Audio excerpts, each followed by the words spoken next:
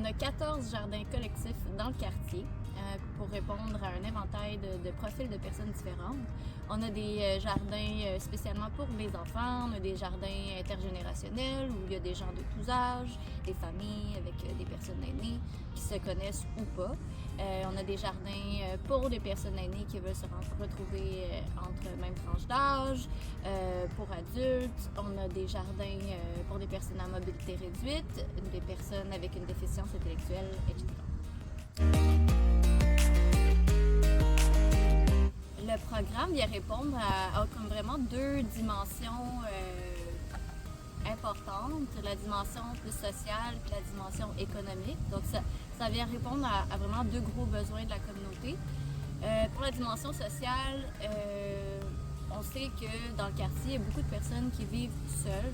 Donc, une des initiatives, une des raisons pour lesquelles on a voulu créer ces espaces-là collectifs, c'est pour briser l'isolement, premièrement.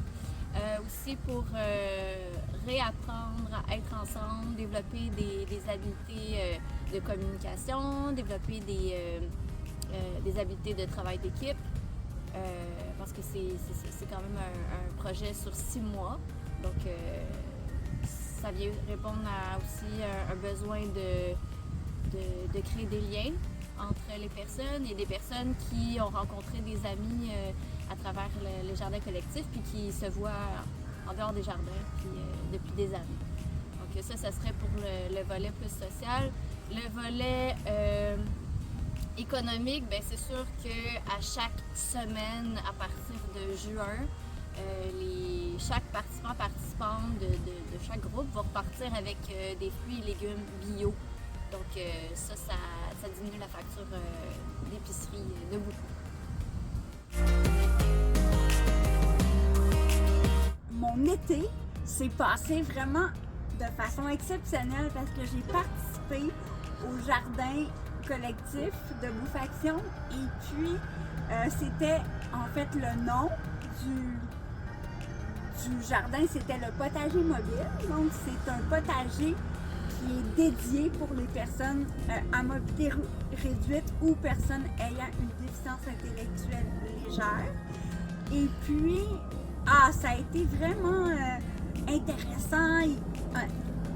Non seulement on a eu de la formation de la part des animateurs, et en plus, il s'est créé un sentiment de fraternité, tu sais, fait que c'était vraiment le fun.